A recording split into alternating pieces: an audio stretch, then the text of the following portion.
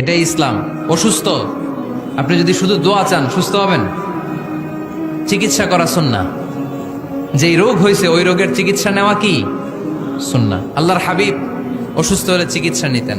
হাতে একবার বিচ্ছু কামড় দিল আল্লাহর হাবিবের আঙ্গুলে, তিনি রেগে গেলেন, ব্যথা পেলেন, আর বিচ্ছুরে বললেন, আরে বিচ্ছু, মানুষও চিনোস না, নবীও চিনোস না, কোথায় কামড় দিতে হবে এটাও জানোস না।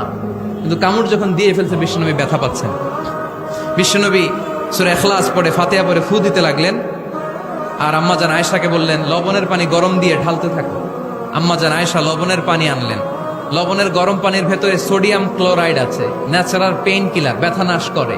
আম্মাজান আয়েশা গড়গড় করে লবণের পানি ঢালতে লাগলেন।